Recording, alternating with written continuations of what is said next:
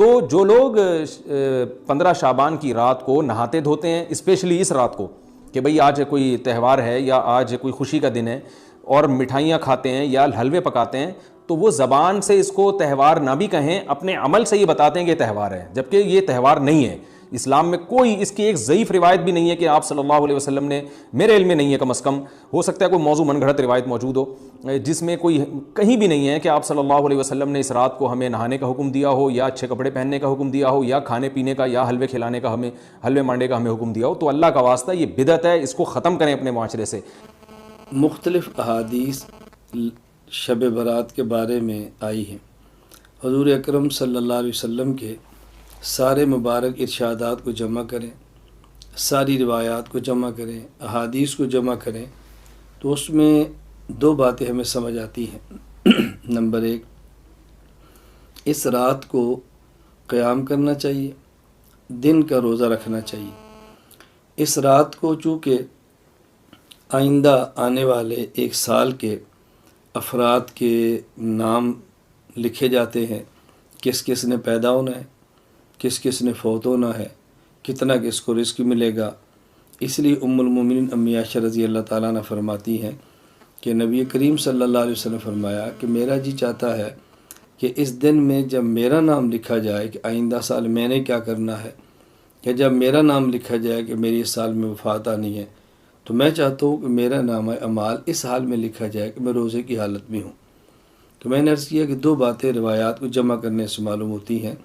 Number ایک، رات کا قیام، نمبر دو، دن کا روزہ۔ نمبر دو، روایات کو دیکھنے سے معلوم ہوتا ہے کہ اس رات اللہ رب العزت جہاں آسمان دنیا سے یہ اعلان فرماتے ہیں، کوئی ہے رزق مانگنے والا جس کو رزق دیا جائے، کوئی ہے مغفرت کو طلب کرنے والا جس کے گناہوں کو معاف کر دیا جائے، جہاں یہ اعلان ہوتے ہیں اس میں کوئی شک کی بات نہیں ہے، یہ اعلانات ہوتے ہیں اور ہم اس کو مانتے ہیں۔ ساتھ احادیث کو دیکھنے سے یہ بھی معلوم ہوتا ہے کہ بعض ایسے بدقسمت افراد ہیں کہ جن کی اس رات بھی مغفرت نہیں ہوتی۔ 15 شعبان کی رات میں ہمارے ملکوں میں، جو ہمارے عجمی ملک ہیں، اس میں وہ کچھ ہو رہا ہے جو نہ میرے نبی نے کیا، نہ صحابہ نے کیا، نہ تابعین نے کیا۔ عجیب و غریب عبادات گھڑ لی ہیں، عجیب و غریب اس کے اعمال بنا لیے ہیں اپنی طرف سے، اور مسجدیں بھری ہوتی ہیں اور روشنیاں لگی ہوتی ہیں اور آتش بازی ہو رہی ہوتی ہے۔ میرے نبی نے اس رات کی فضیلت بتائی، عمل کوئی نہیں بتایا۔ جیسے یہاں کوئی صلاۃ تسبیح کی جماعت کرا رہے ہوتے ہیں، کوئی اجتماعی تہجد پڑھ رہے ہوتے ہیں، کوئی دیگیں چڑھا رہے ہوتے ہیں، کوئی آتش بازی کر رہے ہوتے ہیں، تو وہ اس میں اتنا غلو ہو گیا ہے کہ یہ بھی ٹھیک نہیں۔ اور کچھ علماء نے اس کے رد میں اس کا اتنا انکار کیا ہے کہ اس رات کی کوئی فضیلت ہے ہی نہیں، یہ بھی ٹھیک نہیں۔ تو اس رات کو اللہ تعالیٰ نے مبارک بنایا، اور حدیث پاک میں آتا ہے کہ اللہ تعالیٰ اس رات میں ساری دنیا کے لوگوں کی بخشش فرماتا ہے سوائے 5 آدمیوں کے۔ 5 کے سوا سب اہل ایمان کی بخشش ہو جاتی ہے۔ احادیث مبارکہ کی روشنی میں شب برات کی کیا اہمیت ہے؟ کیا اس رات کی عبادت ٹھیک ہے؟ شب برات کا روزہ رکھا جاتا ہے، اس کی صحیح حیثیت کیا ہے؟ شب کا روزہ تو کبھی ہوتا ہی نہیں، یہ آپ نے شب برات کا روزہ کیسے لکھ لیا؟ شب رات کو کہتے ہیں نا۔ شب برات جو ہے اس کو کہا گیا ہے اس لیے کہ ان کا خیال ہے کہ اس رات میں اللہ تعالیٰ بہت سے لوگوں کو اس کا کو بخشتا ہے۔ برات، اللہ تعالیٰ جہنم سے ان کو رستگاری عطا فرماتا ہے۔ اس کے ضمن میں جو صحیح احادیث ہے صرف ایک ہے، اور وہ یہ ہے کہ حضرت عائشہ صدیقہ رضی اللہ تعالیٰ عنہ بیان کرتی ہے کہ ایک روز حضور کی میرے ہاں شب باشی کی باری تھی، یہ کہ میری رات کو آنکھ کھلی تو حضور نہیں تھے موجود، تو مجھے تشویش ہوئی کہ آپ کہاں گئے؟ تو میں ڈھونڈتی ہوئی وہ یا کسی اور کو آپ نے بھیجا، بہرحال مجھے پوری تفصیل یاد نہیں ہے، تو معلوم ہوا کہ آپ جنت البقیع میں گئے ہوئے ہیں اور وہاں پر استغفار کر رہے ہیں اللہ سے، اور تمام جو بھی وہاں پر مردے دفن ہیں ان کے لیے مغفرت کی دعا کر رہے ہیں۔ بس یہ ثابت ہے۔ باقی اب اس میں جو ہے ہندوؤں سے ہم نے مانگ لی دیوالی، تو وہ دیوالی جو ہے وہ روشنی کی جا رہی ہے اور بتیاں جلائی جا رہی ہیں، تو مختلف لوگوں سے ہم نے بورو کی ہیں چیزیں، جیسے عید میلاد النبی ہے وہ ہم نے کرسچن سے بورو کر لی، یا شیعوں کے تعزیوں کا توڑ کرنے کے لیے ہم نے بات بنا لی۔ اب اس میں جو ہے روشنیاں کی جا رہی ہیں، یہ دیوالی کا گویا کہ ہم نے توڑ فراہم کیا ہے یا اس کی نقل ہم کر رہے ہیں، یہ چیزیں نہیں۔ البتہ نماز رات کی عبادت تو ہر رات میں بہت اعلیٰ ہے۔ چلیے اگر اور دنوں میں نہیں ہوتا، اس رات کو آپ کو، کیونکہ حضور نے بھی استغفار کیا خاص طور پر جا کر جنت البقیع میں، تو اگر آپ بھی کریں، نماز پڑھیں اور استغفار کریں تو کیا ہے، بہت اچھی بات ہے، اس میں تو کوئی حرج کی بات ہے ہی نہیں۔ شب براءت یعنی نجات کی رات، اس میں عذاب قبر سے چھٹکارے کی رات، کفر پر خاتمہ ہونے سے چھٹکارے کی رات، برے خاتمے سے نجات کی رات، نزع کی سختیوں سے نجات کی رات، عذاب قبر سے نجات کی رات، عذاب جہنم سے نجات کی رات، دکھوں اور مصیبتوں سے نجات کی رات، ہر طرح کی آفات و بلیات سے یہ نجات کی رات ہے۔ اور اس رات جو ہے نا، یہ قسمت کے فیصلے ہوتے ہیں، سارا سال آئندہ کیا کیا اس کے ساتھ ہونا ہے یہ مطلب لکھا جاتا ہے۔ اس کے لیے کون آئندہ سال حج کرے گا، اس فہرست میں اس کا نام، حاجی کا نام لکھا جاتا ہے۔ کون آئندہ سال یعنی آئندہ شب برات سے قبل مرے گا، اس کا نام بھی لکھا جاتا ہے۔ کس کو کتنا رزق آئندہ سال دیا جائے گا یہ بھی اس میں لکھا جاتا ہے۔ تو بہرحال یہ کہ بڑی نازک رات ہے، اہم رات ہے، مگر افسوس کہ بندہ غفلت میں پڑا رہ جاتا ہے۔ غنیت الطالبین، جو کہ میرے مرشد شہنشاہ بغداد حضور غوث پاک رضی اللہ تعالیٰ عنہ کی طرف منسوب ہے، اس میں ہے بہت سے کفن دھل کر تیار رکھے ہوتے ہیں، مگر کفن پہننے والے بازاروں میں گھوم پھر رہے ہوتے ہیں۔ کافی لوگ ایسے ہوتے ہیں کہ ان کی قبریں کھودی جا چکی ہوتی ہیں، مگر ان میں دفن ہونے والے خوشیوں میں مست ہوتے ہیں۔ بعض لوگ ہنس رہے ہوتے ہیں حالانکہ ان کی موت کا وقت قریب آ چکا ہوتا ہے۔ کئی مکانات کی تعمیرات کا کام پورا ہو گیا ہوتا ہے، مگر ساتھ ہی ان کے مالکان کی زندگی کا وقت بھی پورا ہو چکا ہوتا ہے۔ آگاہ اپنی موت سے کوئی بشر نہیں، سامان 100 برس کا ہے، پل کی خبر نہیں۔ ایک یہ بھائی نے کویسچن کیا کہ یہ 15ویں شب جو مسلمان جاگتے ہیں شعبان کی، اس کی شرعی حیثیت کیا ہے؟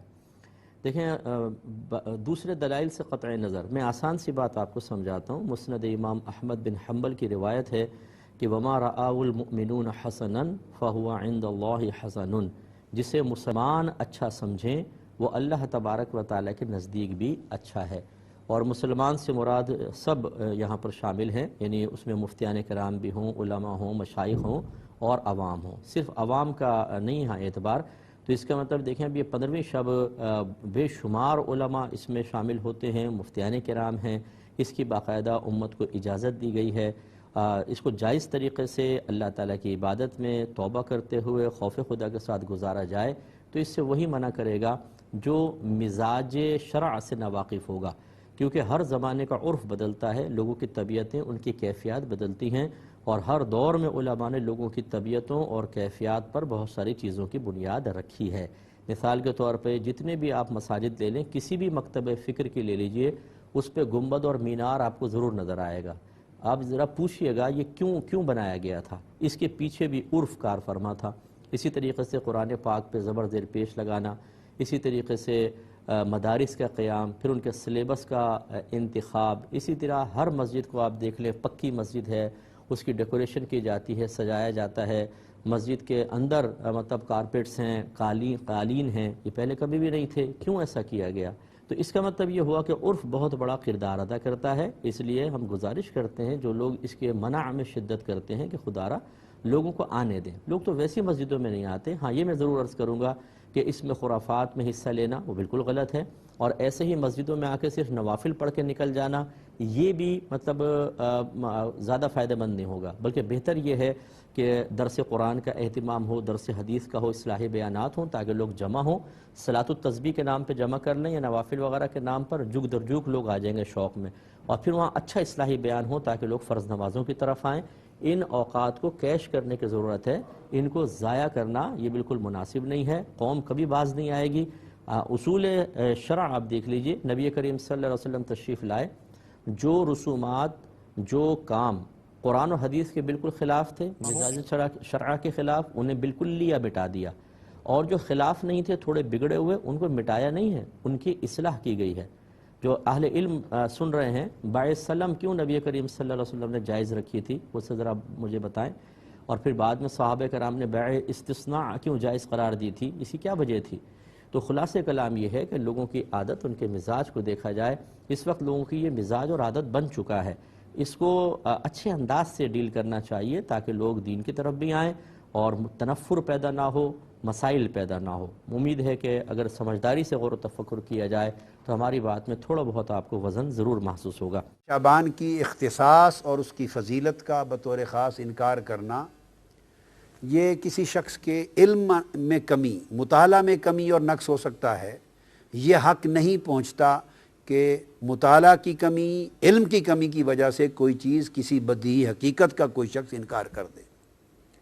اسی طرح بعض اوقات بعض لوگ، بعض سپیکرز، بعض سکولرز، بعض تبلیغ کرنے والے، خطاب کرنے والے بے دھڑک کہہ دیتے ہیں کہ شب برات کی کوئی حقیقت نہیں ہے، اور 15 شعبان معظم یعنی شعبان کے نصف شب کی، جو نصف شعبان کی اس مبارک رات کی کوئی فضیلت، کوئی اہمیت اور کوئی تخصیص نہیں ہے.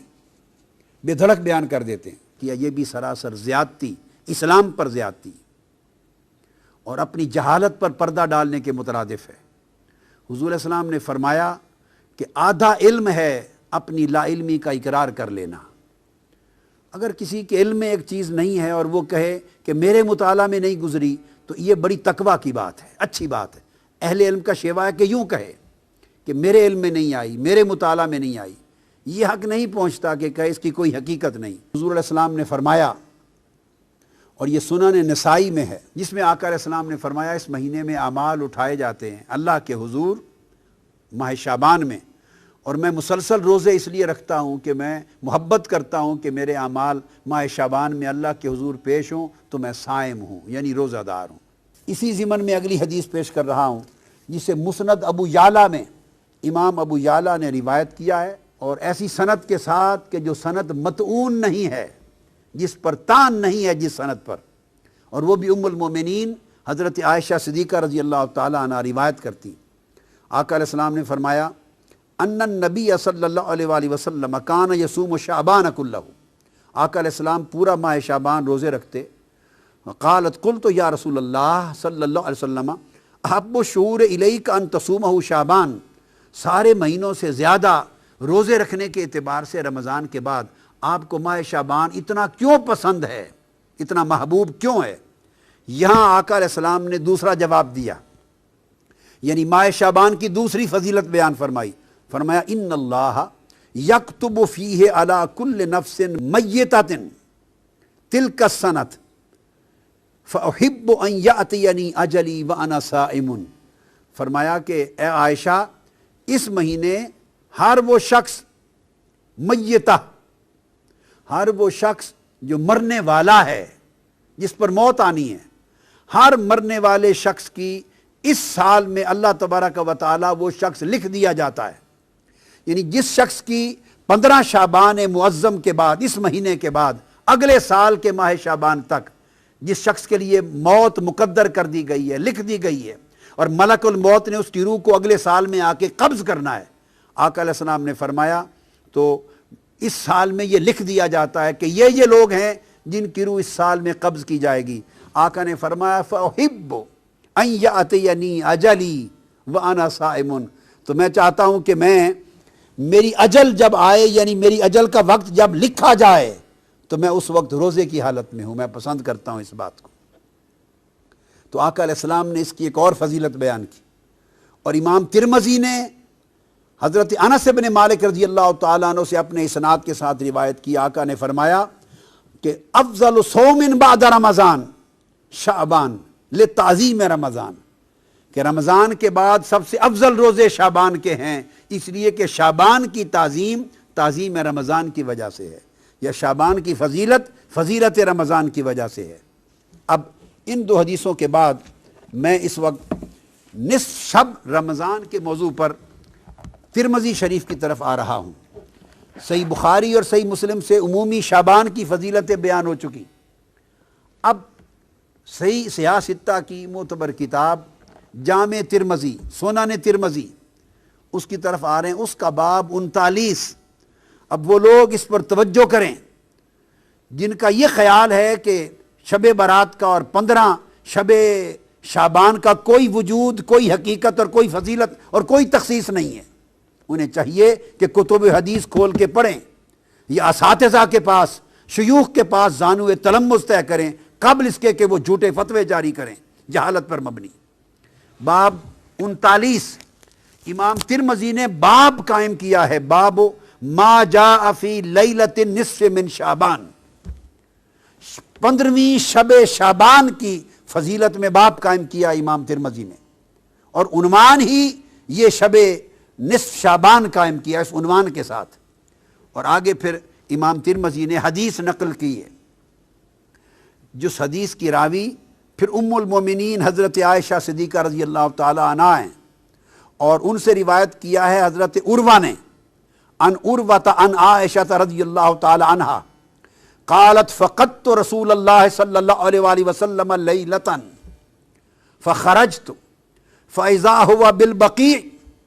اب یہاں 2 باتیں ثابت ہوں گی۔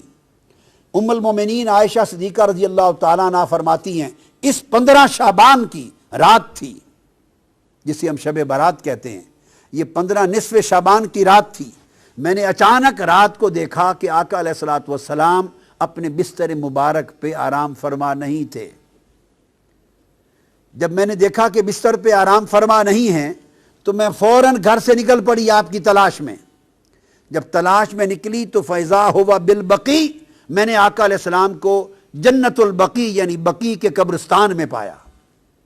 یہاں سے 2 باتیں ثابت ہوئیں، ایک امام ترمذی کا 15 شعبان کی شب کے عنوان سے پورا باب قائم کرنا، اور سیدہ عائشہ صدیقہ رضی اللہ تعالی عنہا سے آقا علیہ السلام کی اس سنت کو روایت کرنا کہ 15 شعبان کی شب اٹھ کر عبادت کرنا آقا علیہ السلام کی سنت تھا بطور خاص، اور صرف عبادت نہیں، اس شب آقا علیہ السلام قبرستان تشریف لے گئے، جنت البقیع میں تشریف لے گئے، تو 2 سنتیں ثابت ہوئی۔ بعض لوگ اس مغالطے میں بھی مبتلا ہیں، اور میں نے پڑھا ہے بعض اخبارات میں، بعض لوگوں نے کہہ دیا کہ قبرستان جانا اور فاتحہ کرنا بھی اس رات میں کہیں ثابت نہیں ہے، تو دیکھیے یہ سنن ترمذی کے باب سے ثابت ہے، آقا علیہ السلام کی سنت سے ثابت ہے کہ عائشہ صدیقہ رضی اللہ تعالی عنہا نے آپ کو جنت البقیع میں پایا، اور جب آپ ان کے پاس پہنچی تو آقا علیہ السلام نے فرمایا اکنت تخافین ان یحیف اللہ علیک ورسولہ،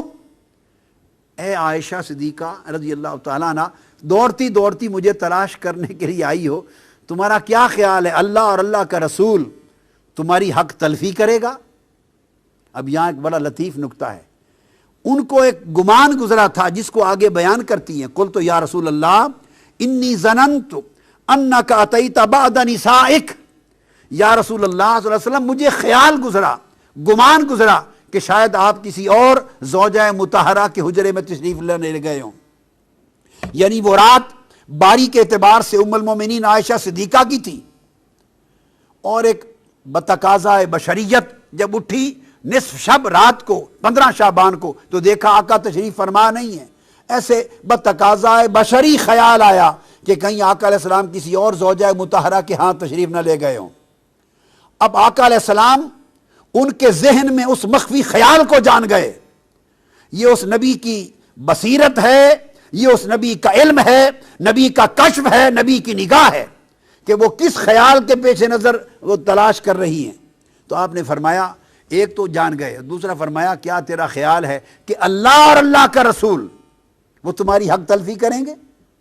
یعنی اٹھے آقا علیہ السلام تھے، تلاش حضور کی ذات کی ہو رہی تھی، مگر آقا علیہ السلام نے ان کا گمان جو آقا علیہ السلام کے بارے میں تھا اس پر اللہ کا اسم شامل کر کے فرمایا کیا تیرا خیال ہے کہ اللہ اور اللہ کا رسول حق تلفی کریں گے؟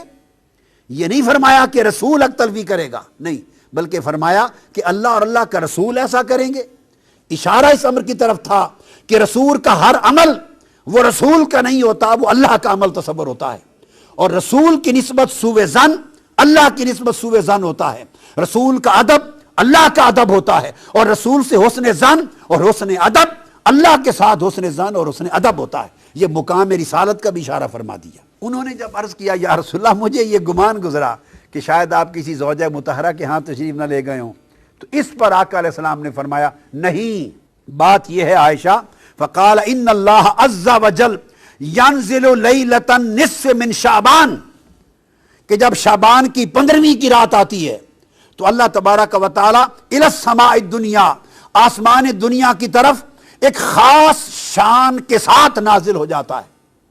اب آپ دیکھیے یوں تو آسمان دنیا کی طرف ہر رات کے پچھلے پیر نازل ہوتا ہے، تو جب نصف شعبان کی رات کی تخصیص فرمائی تو اس کا مطلب ہے اس رات کسی اور شان کے ساتھ، بڑی عظیم مغفرت کے اعلان کے ساتھ، عظیم رحمتوں کے اعلان کے ساتھ، عظیم عطا اور سخا کے اعلان کے ساتھ اترتا ہے، اتر آتا ہے فَيَغْفِرُ لِأَكْثَرَ مِنْ عَدَدِ شَعْرِ غَنَمِ كَلْبٍ۔